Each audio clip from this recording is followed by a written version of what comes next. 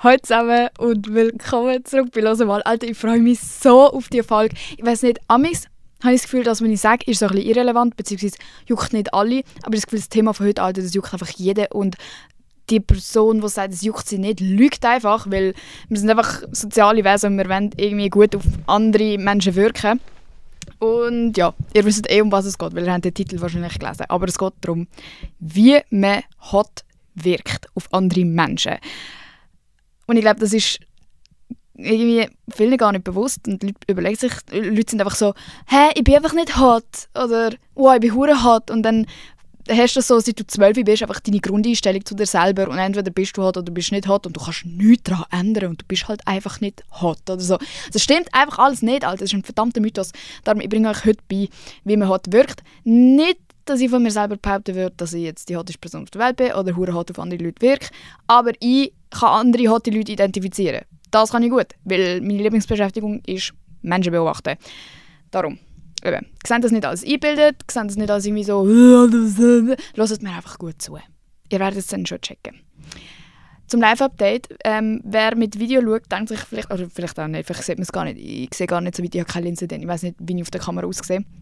Aber ich sehe so ein bisschen, ich habe so fettige Haare, ich hocke da so in meinem Pyjama, aber habe eine geschminkte Fresse. Und das könnte ein bisschen fraglich wirken, aber morgen bin ich an einem Event und ich tue immer so am Tag vorher ausprobieren, wie ich mich gerne schminken würde, zu meinem Outfit. Ja, darum, morgen bin ich an einem Cocktail-Dresscode-Event. Bro, was für Cocktail? Muss ich hohe Schuhe legen? Ich glaube nicht. Ich habe zwar coole, aber irgendwie fühle ich mich einfach dumm. Was, wenn ich die Einzige bin? Egal, Leute, ich muss eigentlich einfach meinen eigenen Rat befolgen. Ich müsste jetzt einfach in hohe Schuhe kommen und das fühlen und durchziehen, aber ja, mehr zu dem jetzt gerade. Live-Update habe ich eigentlich nicht, wirklich. Also ich bin jetzt einfach von Event zu Event. Jetzt ist, was ist jetzt? Mittwoch? Nein, Dienstag. Mittwoch bin ich an diesem Event. Freitag auf Samstag bin ich in Berlin, auch für ein Event. Und dann kommen nur noch Events und nur noch irgendwelche komischen Sachen. Darum, ja, ich habe nicht so viel zu erzählen. Vielleicht gerade als erster Punkt, weil das habe ich mir nicht aufgeschrieben und sonst vergiss ich es. Wegen hot sein und wirken. Ich habe das Gefühl, das ist schon etwas, dass man einfach durchzieht, was man macht. Also kennen ihr die Leute, eben, die ziehen vielleicht zum Beispiel irgendeine crazy Strumpfhose an oder so hure hohe Schuhe oder vielleicht einfach auffällige Farben oder so. Und entweder es sieht geil aus, weil sie es auch hure fühlen und einfach so rocken und so so stolzieren und einfach cool aussehen. Oder du siehst wirklich, wie es ihnen unangenehm ist, dass sie das angezogen haben. Das wäre zum Beispiel jetzt ich. Wenn ich morgen hohe Schuhe anlegen würde, dann würde ich wahrscheinlich so ein bisschen und dann jede Person, die ich begrüße, sage ich, oh mein Gott, meine Schuhe tun so weh. Anstatt einfach so, hi, wie geht's? Wisst ihr, was ich meine? Und dann ist es besser, wenn man es sein lässt. Also wenn man etwas macht, dann muss man es durchziehen und voll dazu stehen. Scheißegal, wer dort ist und wer die anschaut oder wer nicht dort ist und wer die nicht anschaut. Und ich glaube, das ist so etwas Grosses, wo wir alle ignorieren. Also, wisst ihr, wie oft ziehe ich eine Hose an, wo mir eigentlich ein bisschen zu eng ist, einfach weil ich sie mal cool gefunden habe und noch nicht parat bin, loszulassen, dass die scheiß Hose mir zu klein geworden ist. Und dann laufe ich den ganzen Tag wirklich so, das habe ich glaube schon mal in einem Podcast erwähnt, dass ich einfach eine Hose angehabt habe, die mir einfach nicht gegangen ist und nachher eine neue haben müssen kaufen. Bin ich eigentlich dumm? Ich hätte auch einfach von Anfang an eine anlegen können, wo mir geht. Ich habe einen riesen Kleiderschrank, aber nein. Und so Sachen, Alter, kann man so einfach preventen.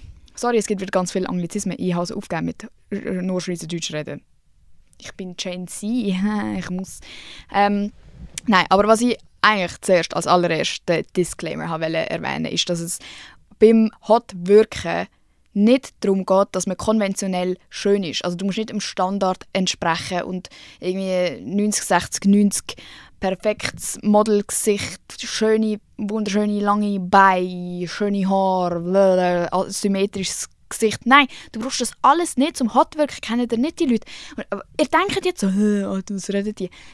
Überleg mal, es gibt so Leute, die sind eigentlich, wenn du sie anschaust, oder wenn du zum Beispiel jemanden, der die Person noch nie in echt gesehen hat, oder vielleicht auf dem Bild, das du zeigst, hat die Person nicht so eine krasse Ausstrahlung oder so. Du zeigst es jemandem, der die Person nicht kennt. Und die sind so, aber die ist ja überhaupt nicht so hübsch. Oder, der ist ja hure hässlich. Also, wirklich, es gibt so Leute, oder? Und du bist so, nein, echt, weißt du, musst den mal sehen. Und es gibt auch so Leute, die haben so eine fette Ausstrahlung und alle sind so angezogen. Also fühlen sich so angezogen zu dieser Person. Und amix, wenn man, kennt ihr das? Es gibt so Leute, alle haben die gern, alle finden die geil und du selber siehst es auch nicht, weil du die Person vielleicht nicht gern hast oder so. Und du bist so, Alter, was haben ihr alle mit dem? Hört mal auf, der ist hure, der ist nicht mal geil, der ist nicht mal nett, der ist nichts. Und alle anderen sind so, doch, er ist so toll. Es gibt einfach so Leute, die Leute so um ihre Finger wickeln können. Ich weiss nicht wie und warum. Und es ist ja cool, weil das zeigt ja, dass nicht alles nur um eben so Standard aussehen geht. Logisch spielt es eine grosse Rolle und logisch gibt es ganz viele Leute, die einfach blessed sind mit einem wunderschönen Gesicht, das einfach allem entspricht, was man jemals haben wollte. Und die haben dann einen Vorteil. Aber es gibt auch genauso die Leute, die wunderschön wären eigentlich und du denkst so, what the fuck, Model? Und dann öffnet sie ihre Fresse und du bist so, Alter, was bist du für ein scheiß Opfer? Und das macht die dann auch instant so unattraktiv und das ist, die haben keinen Vorteil mehr. Also doch, wahrscheinlich schon, sonst würde man sie noch schlechter finden, wenn sie nicht noch hot wären dazu, vom Aussehen her. Aber sie sind nicht mehr attraktiv. Ich weiß nicht, ob hot für diese Folge überhaupt der richtige Titel ist oder vielleicht mehr attraktiv. Mal schauen, was dann schlussendlich der Titel ist. He? Aber eben, das würde ich einfach am Anfang sagen, es ist scheißegal eigentlich, wie du aussiehst, solange du gepflegt bist und einfach so ein paar Sachen ausstrahlst, bist du einfach geil. Sorry. Und ich glaube, die meisten können sich schon denken, das Ganze ist einfach eine Illusion und so ein Spiel von wer kann am meisten Selbstbewusstsein ausstrahlen. Und ich glaube, wir haben alle so Leute im Kopf, wo wir denken, what the fuck, wie schafft es die Person, so selbstbewusst zu wirken? Und ich wünschte, ich hätte das und ich wünschte, ich wäre so. Aber wahrscheinlich sind die Leute im Fall auch nicht so selbstbewusst. Also vielleicht denken, also ganz viele Leute denken das ja bei mir und schreiben mir so, Alter, ich wünschte, ich könnte so aussehen, so wirken wie du und bla bla bla. Und ich denke mir so, Bro, ich finde mich hure schlimm. Wisst ihr, was ich meine? Aber es gibt einfach Leute, die können so ein bisschen das so faken. Und das könnt ihr alle auch. Und ich kann das eigentlich auch. Ich müsste einfach nur ein bisschen mehr durchziehen. Ich dürfte euch eigentlich gar nicht die ganzen Sachen über mich erzählen. Ich müsste so sein, so, oh mein Gott, mein Leben ist so geil und ich bin so perfekt. Und dann würden das alle auch glauben. Ja, aber es sind einfach so ganz kleine Sachen, die man ausstrahlt. Und ich erzähle euch jetzt endlich, was diese Sachen sind. Es gibt natürlich auch viel mehr. Und vielleicht sind wir uns nicht alle einig bei allen Punkten, die ich aufgeschrieben habe. Aber ich habe jetzt einfach mal so spontan ein bisschen überlegt und mir ein paar Sachen aufgeschrieben. Also, das Erste ist einfach so deine Ausstrahlung und so deine Aura und einfach das, was du gegen aussen mit deiner Körpersprache und also du musst eigentlich gar nichts sagen, einfach das, was du machst, wenn du zum Beispiel in einen Raum reinkommst, sagt schon so viel unterbewusste Leute. Es muss nicht sein, dass sie aktiv denken, wow, wie cool ist die jetzt gerade in den Raum reingekommen. Nein, aber es wird trotzdem sofort einen ersten Eindruck geben von, die Person ist so und so. Man tut die Leute so schnell kategorisieren. Das passiert so automatisch in deinem Brain, dass du einfach jemanden siehst, geil, nicht geil. Wow, so will ich sein. Wer ist das? Es geht so schnell, oder? Das wissen wir ja eigentlich. Und wenn du einfach in einen Raum reinkommst und so ein bisschen schüch reinlaufst, so wie ihr euch mich vorstellen könnt. Ich laufe so rein, bin vielleicht sogar extra noch am Handy, dass ich niemand anschauen muss. Schau so ein bisschen um, tu noch mal runterschauen.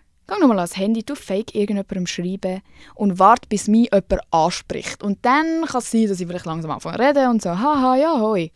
Aber es gibt Leute, die laufen rein, mit einem geraden Rücken, so einen Strut, wie man dem sagt, mit langen Schritten, zack, zack, zack, schnell laufen, hoi, da bin ich.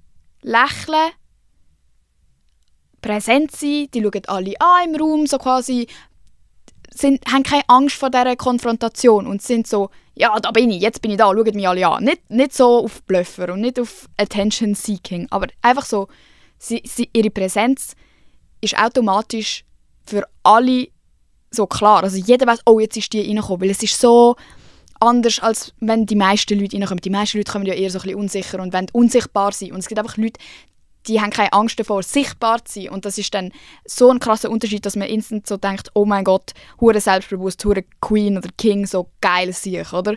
Logisch wirkt es auch amigs einschüchternd und wenn man extrem insecure ist, kann es sein, dass man sofort auch auf die Person so ein bisschen einen Hass hat, weil man einfach eifersüchtig ist, oder? Also ich habe das mega oft mit ganz, ganz, ganz hübschen Frauen und das tut mir mega leid und ich probiere mir das wirklich abzugewöhnen, dass ich dann gerade so bin, so, aber das ist sicher eine Dumme. Oder weißt du, so, einfach um es mir selber schmackhafter machen, dass ich eigentlich ein verdammtes Opfer bin und ich mich nicht so schlecht fühlen muss, wenn ich so eine Schöne sehe, die dann auch noch so sympathisch reinläuft und einfach alle anlächelt und einfach da ist, oder?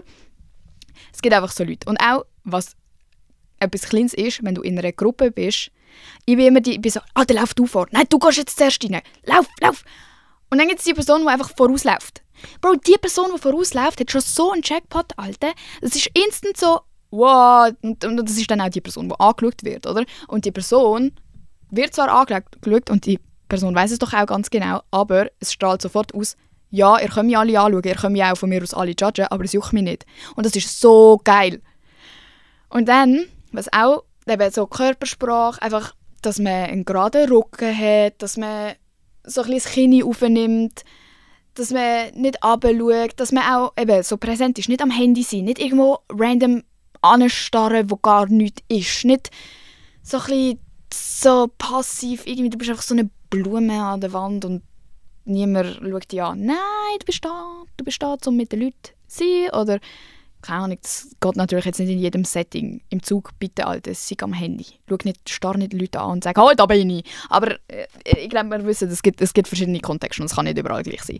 Aber Körpersprache, auch wenn man absitzt, nicht wie so ein hoher Herdöpfelsack. Ich sage euch jetzt übrigens, Bro, alles das, was ich sage bezüglich Körpersprache und so Auftreten, ich bin das Gegenteil von allem von dem.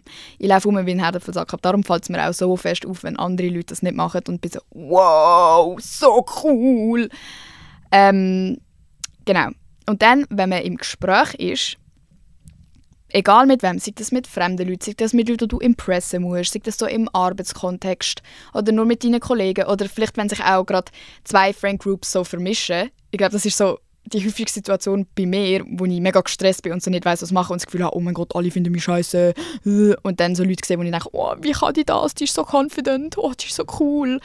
Dass man dort Leute aktiv zulässt. Das ist so etwas Einfaches, aber so viele Leute verkacken es. So viele Leute hören nicht richtig zu oder haben nichts Gescheites zum Antworten. Und darum schätzt man es auch so, wenn jemand einem in der Gruppe zulässt und eine coole Antwort hat oder das Gespräch weiterführen kann. Oder auch zum Beispiel Menschen, die sich nicht so öffnen oder nicht so trauen und du merkst so ein bisschen, die müssen noch ein bisschen aus sich rauskommen. Es gibt die Leute, die ziehen die Leute mit in die Konversation. Die tun niemanden ausschliessen.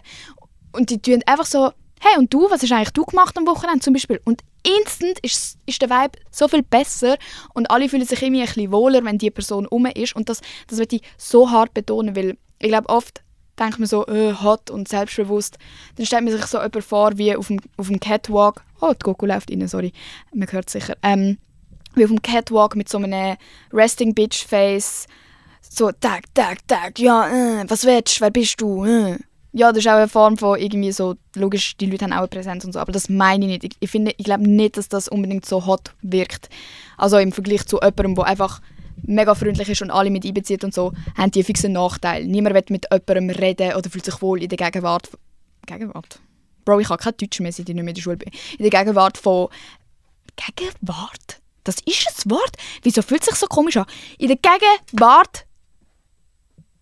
Bro, ich glaube, man sagt das nicht.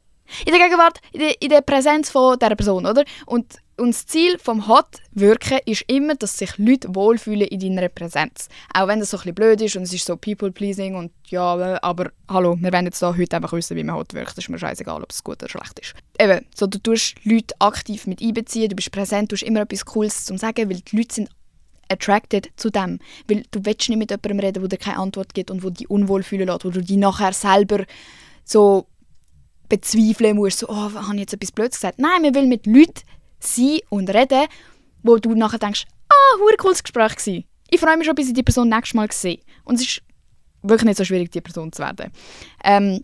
Was auch eben, wirklich egal in welchem Setting, Leute, die zu ihrer Meinung stehen und das aber auch respektvoll machen können. Also zum Beispiel, ich weiss nicht, oft gibt es doch so Situationen, zum Beispiel für mich an Events, wenn jetzt eine Gruppe von Influencern sich zusammentut und so ist, Alter, hast du gesehen, wer reingelaufen ist? Was hat die an? Und wenn dann jemand von dieser Gruppe sich traut zu sagen, hey, also ich finde es eigentlich verdammt cool. Bro, instant ist es gerade ein bisschen komisch, weil die Leute so sind so, ja, eigentlich, ja, okay, stimmt eigentlich schon, wir sind schon eigentlich verdammt Arschlöcher. So, Leute, die sich trauen, Aussagen zu treffen, die auch ein bisschen risky sind und ein bisschen unangenehm sein können, aber eigentlich nicht, also weißt du, so, etwas Positives damit bewirken. Oder einfach Leute, die sich trauen, ein bisschen eine risky Sache reinzuwerfen und nicht einfach alles machen, was perfekt ist und alle hören wollen. Weil das zeigt auch einfach, dass du dir selber genug vertraust, um das jetzt zu sagen und dass es dir egal ist, ob jetzt ein paar Leute sich denken, wieso sagt sie das? Sondern du stehst zu dir selber und hast einfach Vertrauen in dich selber. So. Das, also logisch, man muss dann nicht einfach fett rumbeifen und so komisch tun, und so, aber einfach so eben respektvoll können überbringen, so hey, ich sehe das irgendwie anders. Und wenn ihr das noch nie gemacht habt, probiert es mal aus. Es ist jedenfalls so lustig. Also es ist auch sehr unangenehm. Aber es ist so lustig, mal zu sehen, wie die Leute reagieren. Das mache ich zum Teil wirklich. Aber meistens, weil mich einfach die Leute abfucken, die so dumme Sachen sagen. Dann tue ich so aus Prinzip etwas dagegen sagen. Was auch noch ist immer freundlich sein also einfach zu allen eigentlich. Aber spezifisch auch zu so Menschen, wo man eigentlich gar keinen Grund hat, zum nicht dazu zu sein. Zum Beispiel gerade Personal. Die müssen dich bedienen, egal wie du dich benimmst. Du hast eigentlich keinen guten Grund, also logisch, aber wenn man es jetzt mal so anschaut, du hast keinen unbedingt notwendigen Grund, zum nett zu sein zu denen, aber du bist nett, weil du alle Menschen gleichermaßen respektierst. Und das macht so viel aus, wenn jemand einfach respektvoll zu allen Menschen ist, weil man sich dann eben auch wieder wohlfühlt, weil man sieht, die Person kann alle nett behandeln. Das heisst, zu mir ist sie sicher auch so und würde nicht hintendurch irgendwie etwas anderes machen. Und das zeigt auch einfach, dass du selbstbewusst bist. Ich finde so Leute, die irgendwie Arschlöcher sind zu Personal, strahlen so eine Unsicherheit aus, so, dass sie sich irgendwie nicht trauen würden, freundlich zu sein. Also, ich weiß nicht, es strahlt auch etwas ganz Komisches aus, wo wir nicht ausstrahlen wollen. Hallo? Und darum immer freundlich sein und auch höflich sein und so anständig. Also, ich finde es ganz schnell ganz grusig, auch wenn das ist so ein bisschen konventionell und so ein bisschen aber ich finde es schon wichtig, dass man weiss, was sich gehört und was sich nicht gehört. Zum Beispiel so ganz simple Sachen wie «Danke», «Bitte». Nicht sagen «Hä?», sondern «Wie bitte?». So Sachen. Und ich sage wieder nicht, dass ich das alles immer umsetze, sondern es geht auch eben wieder um einen Kontext. Wirklich, wenn es jetzt zum Beispiel beim Arbeiten ist oder eben du lernst neue Leute kennen, wo du noch nicht so Sau raushängen lassen kannst. Logisch, mit deinen besten Friends musst du nicht sagen, wie bitte, pardon, kannst du es nochmal wiederholen. Aber bei denen musst du auch nicht mehr hot wirken, oder? Also, ja, ich weiß nicht, wie oft ich das erwähnen muss, dass der Kontext wichtig ist. Ich glaube, wir haben es langsam gecheckt. Aber, keine Ahnung, es gibt mir einfach so den Ick, nicht nur bei Typen jetzt, auch den Ick allgemein, wenn Leute nicht wissen, also so unaware sind, dass sie gerade etwas machen, was sich eigentlich nicht gehört. Auch wenn es 2023 und bla bla, die Sachen sind nicht mehr so strikt und geregelt wie früher, aber ja, leset euch mal ein, es gibt viele Sachen im Internet, wo man, weil es gibt eben, also viele Leute können auch nichts dafür, es gibt nicht alle Eltern bringen das ihren Kind bei, aber ich weiss, meiner Mutter war es super wichtig früher, dass wir so anständig sind und bla bla, und darum habe ich das einfach und eben, vielleicht ist es nicht für alle so wichtig wie für mich, aber es ist einfach ein fetter Pluspunkt für mich, wenn die Leute das drauf haben, ohne dass man, also weißt, zum Beispiel ich würde jetzt in einem richtig fancy Restaurant, würde ich gleich noch meine Begleitung fragen, so, mache ich das jetzt richtig, da mit dem Besteck und so. Und ich finde das so geil, wenn Leute das einfach können. Und einfach so selbstbewusst so, das Besteck nehme ich und Und das könnte man sich ja eigentlich selber so leicht ermöglichen, indem man sich einfach kurz ein bisschen bildet und bla bla bla, anstatt dass man jedes einzelne Mal, wenn man mal mehrere Bestecklagen hat, so unsicher ist und wie machen wir es jetzt schon wieder? Bro, einmal lernst du es und nachher kannst du es den Rest vom Leben und bist ein geiler Sieg. Wieso machen wir das nicht? Wir sind einfach faul. Dann, was auch wichtig ist, dass man Leute, also das finde ich ganz schlimm, wenn du Leute offensichtlich anschaust. Logisch, du schaust alle die ganze Zeit an. Jeder schaut alle an. Du kannst mir nicht sagen, dass du nicht, wenn jemand Neues in den Raum reinkommst, nicht anschaust. Das ist einfach, das ist ja so. Wir wollen ja gerne wissen, was läuft. Wir sind neugierig, bla bla bla. Wir sind soziale Wesen. Das sage ich ja jedes Mal. Aber mach's doch unauffällig und starr nicht so blöd. Ich schwör's euch. 90% der Menschen starren so dumm. Und ich finde das so... wieso hast du es nötig? Ich finde es eben so cool, wenn jemand unauffällig schauen kann oder wenigstens dann lächelt oder irgendwie nett wirkt, weil das zeigt, dass du keine Angst hast vor dem Blickkontakt, wo du dann vielleicht mit dieser fremden Person hast, die gerade reingelaufen ist. Oder du schämst dich nicht dafür, dass du geschaut hast. Du stehst dazu und bist einfach so... Ich weiss nicht. Es ist einfach entweder du lächelst und stehst dazu oder du schaust unauffällig und zeigst, dass du es nicht nötig hast, jemand Neues anzustarren, weil was hat die Präsenz von dieser Person schon für eine Auswirkung auf deine Präsenz? Wisst ihr, was ich meine? Es kann dir scheißegal sein, wer reingelaufen ist, es ändert nichts an deiner Situation. Ich glaube, oft schaut man Leute an, um die Lage abzuchecken, kommt jetzt jemand Cooleres rein als ich, oh, kommt jetzt jemand Wichtigeres rein als ich, wo das Gespräch nachher dominieren wird. Bin ich nachher noch gleich relevant, wenn eine neue Person reinkommt? Und logisch, niemand überlegt sich das wieder aktiv, das sind alles unterbewusste Prozesse, glaube ich persönlich, keine Ahnung, ob ich das zu deep interpretiere, aber ich glaube, amigs läuft das schon so ein bisschen so ab. Ich stelle es mir jetzt auch wieder gerade ein bisschen so in meinem Kontext vor, so an Events und blablabla. Es ist schon wichtig, wer reinkommt, und das will ich auch nicht verleugnen, so, ich schaue auch gerne, wer kommt. Aber ich mache es nicht so offensichtlich.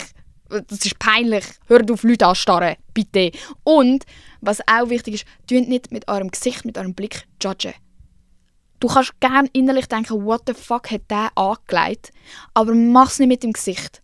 Wirklich, wenn es so äußerliche Sachen sind, die wirklich irrelevant sind, mach das nicht. Wenn jemand etwas Dummes sagt, sehr gerne kannst du dein scheiß Gesicht verziehen. Das zeigt mir auch, du bist ein geiler Sieg und stehst dazu, was du denkst, und musst nicht fake so tun, als fändest du es voll okay, was der gerade gesagt hat. Irgendetwas sexistisch zum Beispiel oder so. Bro, ich bin die Erste, die dann die Fresse vertreibt.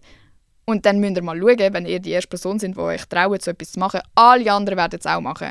Aber wenn sich niemand traut, alle werden so tun, als wäre es cool gewesen, was die Person gesagt hat. Und darum ist es auch richtig cool, die erste Person zu sein, die so dagegen geht und sich traut, etwas zu sagen.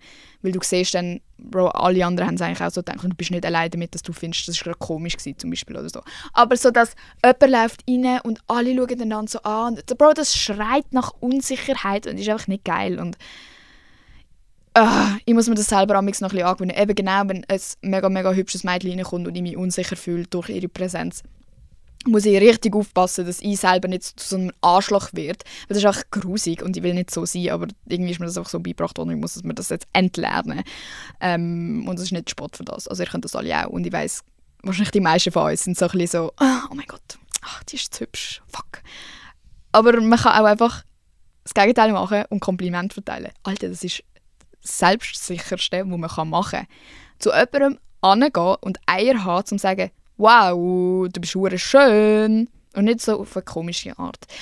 Ja, ihr müsst wieder selber einschätzen. So, Bro, du musst nicht zu einem Stranger hingehen und sagen, oh mein Gott, du bist meine Traumfrau. Das wird niemand hören, das juckt niemand. Aber so, ja, eben gerade vielleicht, wenn sich Friend-Groups vermischen, wenn du einen guten Eindruck machen willst, was auch immer, Alter, ich wiederhole mich. Aber dann sagst du damit aus, dass wenn du zu einer Leute, die mega hübsch sind, glaube ich, die bekommen die wenigsten Komplimente. Weil jede Sau denkt sich, oh, die kriegt eh genug Komplimente, darum muss ich jetzt nicht noch mehr in den Arsch schieben, sonst wird sie ja, weißt du, noch wie abgehoben, die gehört das eh genug.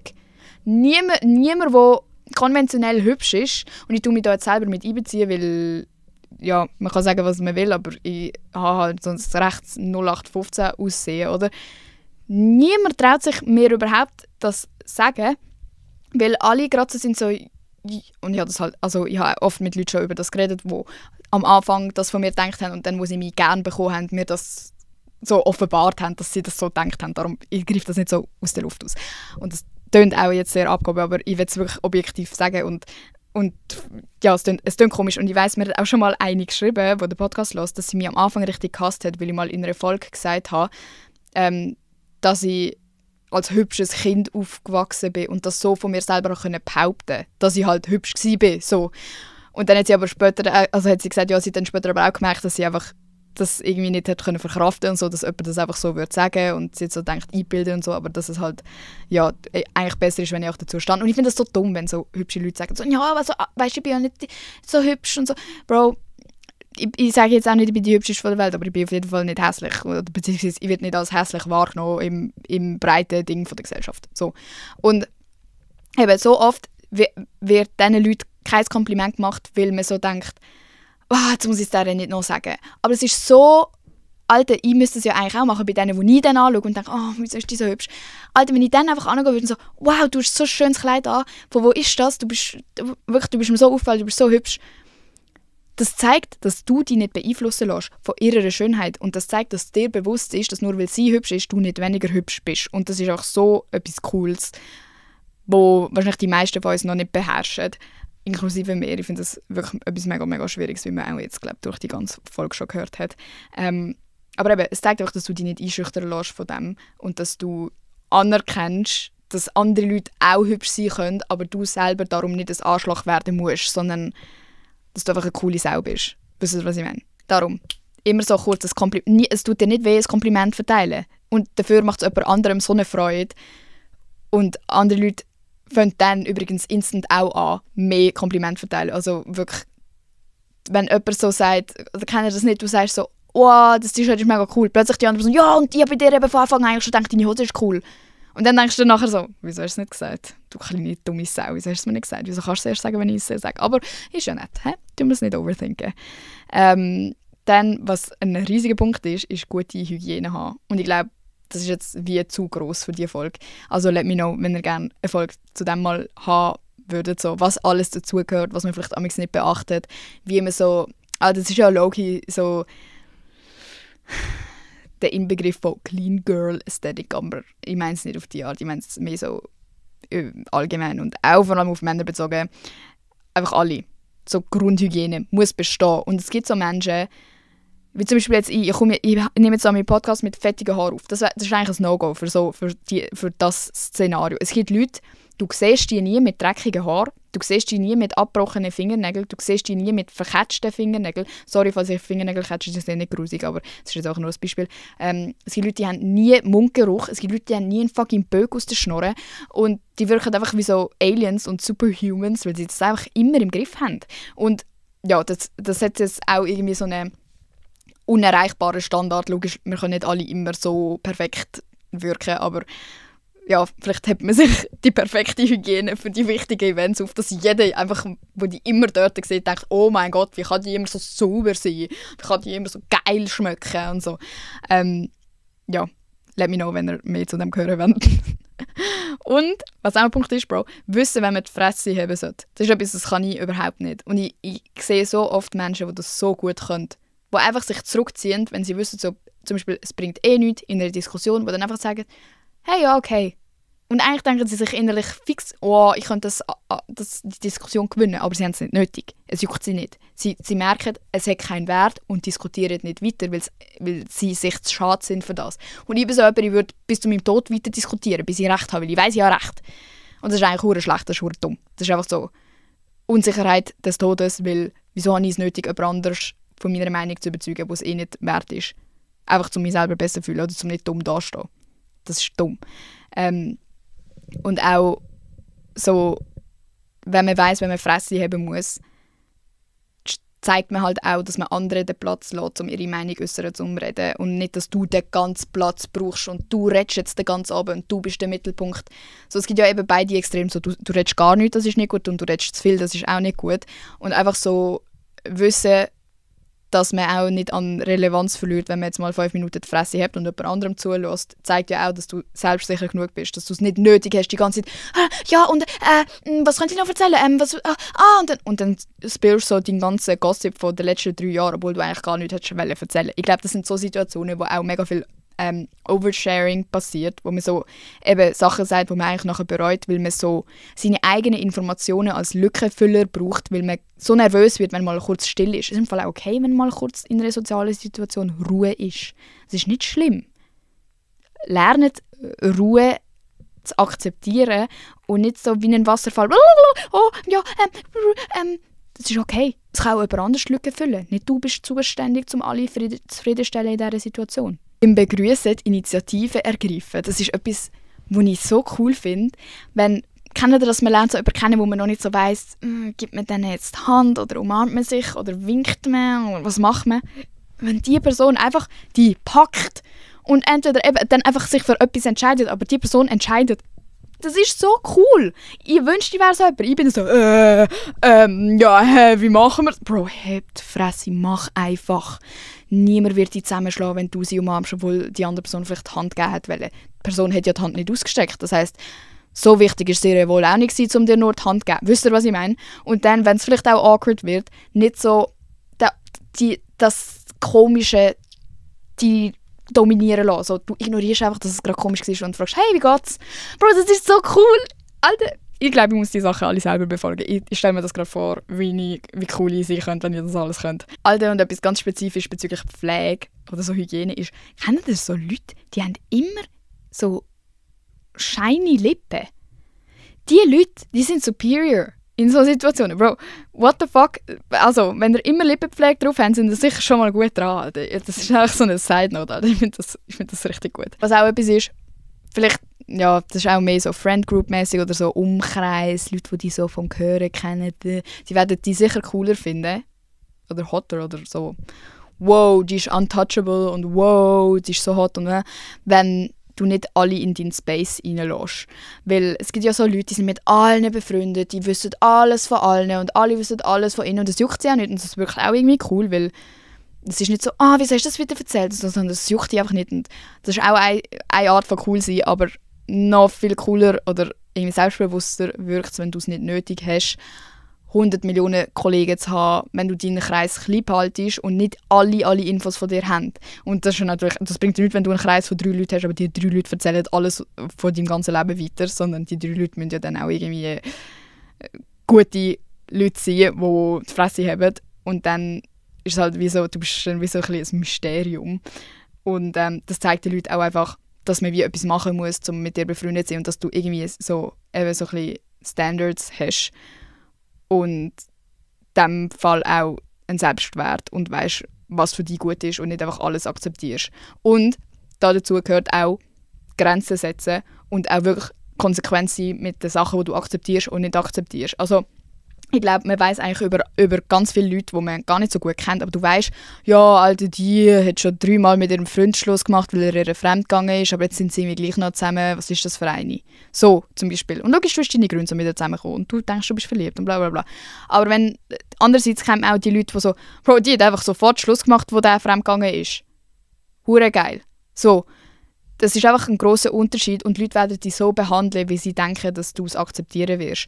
Wenn Leute von Anfang an klar ist, dass du nicht jemand bist, der alles akzeptierst, die werden sich viel mehr Mühe geben in deiner Präsenz. Glaub mir. Auch wenn das so etwas Kleines ist und eigentlich so ein bisschen Image und was man halt so über dich hört, aber das spricht sich so schnell um und du kannst es auch selber ganz schnell zeigen. Eben, wenn jemand zum Beispiel einen dummen Witz über dich macht, den du nicht lustig gefunden hast, lach nicht. Lach mal nicht mit und schau, wie komisch das für die Leute ist. Oder schau ihnen straight in die Augen. Mega oft tut man dann so ein bisschen das Weglachen und wegschauen.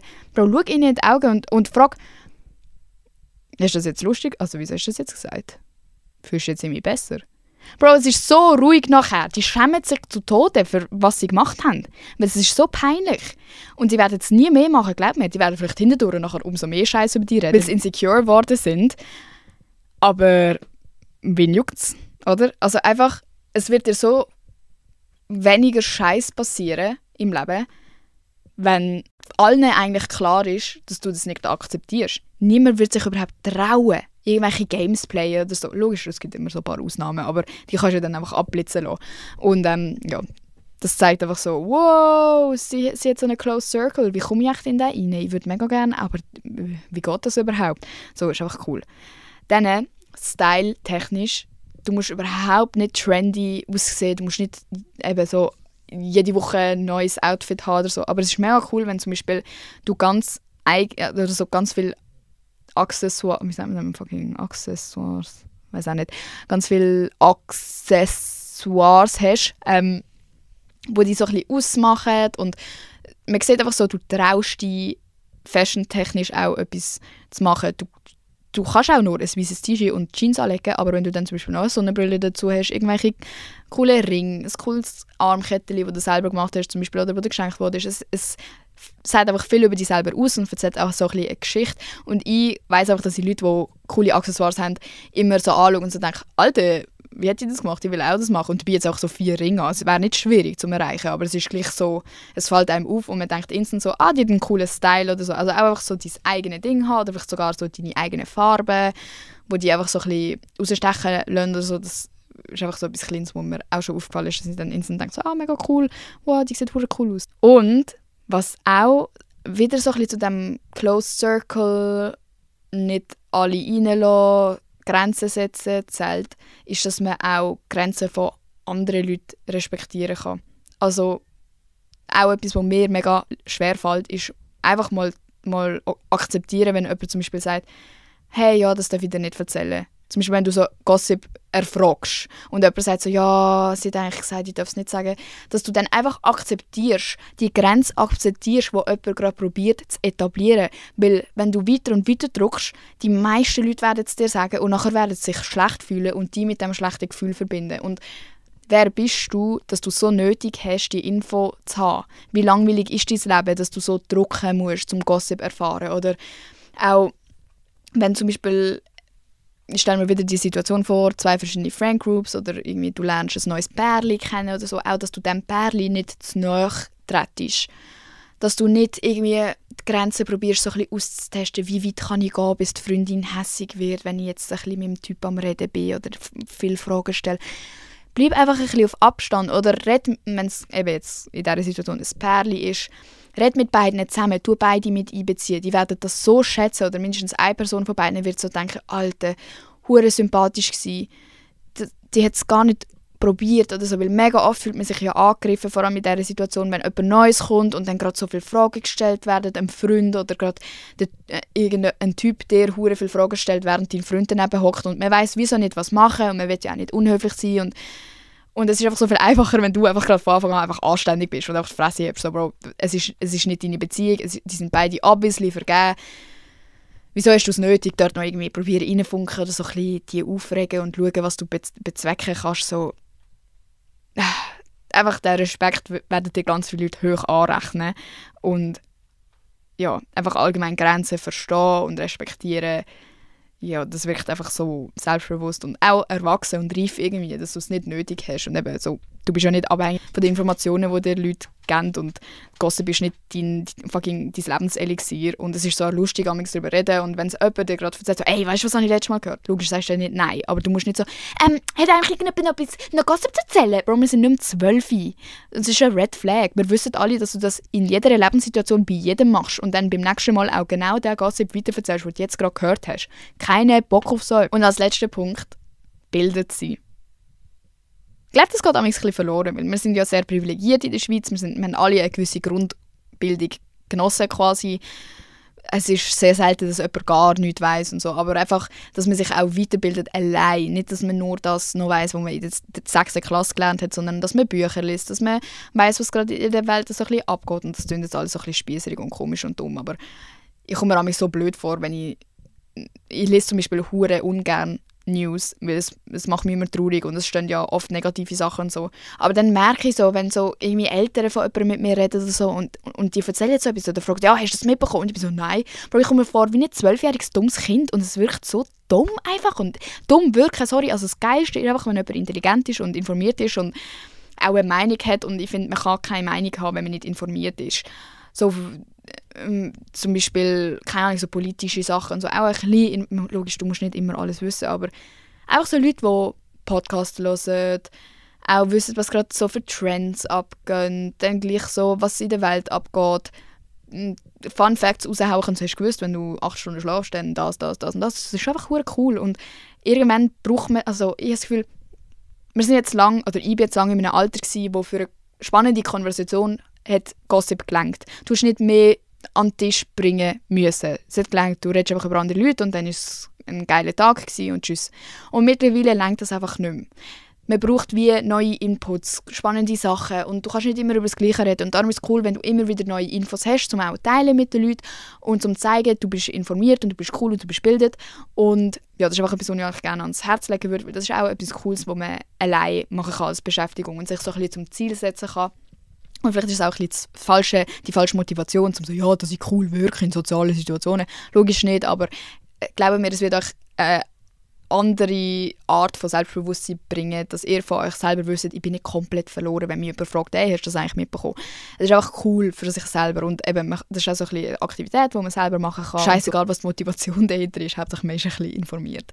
Dass man auch etwas an den Tag legen kann, so informationstechnisch und so. Und ich glaube, das wäre es eigentlich auch schon gewesen. Ich hoffe, es hat euch etwas gebracht und ich hoffe, ihr habt es auch cool gefunden, weil wirklich, mir hat es super Spass gemacht, über das zu reden und ich werde mir das selber alles sicher nochmal genau anschauen und so ein bisschen im Hinterkopf behalten, weil ich finde es eigentlich mega cool und die Leute beneide, die wirklich so sind und mir fällt das auch immer mega auf und ja, vor allem der Punkt mit «Hört auf, hübsche Mädchen haten», das können wir alle hoffentlich verinnerlichen.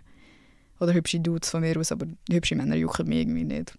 Tschüss, hübsche Mädchen sind superior. Ja. Und eben, es kommt wirklich nicht darauf an, wie konventionell hübsch ihr aussehen. Es gibt wirklich so viele Leute, die eigentlich, wenn du so vergleichst mit dem Standard, so ein bisschen, also wirklich abwägig aussehen. Sorry, ich weiß nicht, wie man das richtig formuliert. Ich meine es nicht böse, ich meine es nicht so hässlich, aber auch so Leute, die wirklich nicht dem Standard entsprechen und trotzdem so die geilsten ever sind. Und alle haben einen Crush auf die und alle sind so, oh, ich wünschte, die Person würde mir ein bisschen Zeit geben von ihrem Tag, weil die Leute sind einfach so gefühlt unantastbar, aber irgendwie trotzdem mega nett und ja, eben eigentlich alles das, was ich jetzt gerade gelabert habe. Ja, lasst mich noch, wenn ihr eine Folge hören wollt zu dieser ganzen Hygienesituation. Und vergesst nicht, den Podcast auf Spotify und Apple Podcasts zu bewerten. Das hilft mir immer sehr. Und ja, wenn ihr auf YouTube seid, lasst ein Like da. Ich bezweifle es zwar, dass ihr auf YouTube seid. Und bis nächste Woche. Danke fürs Zuhören. Tschüssi.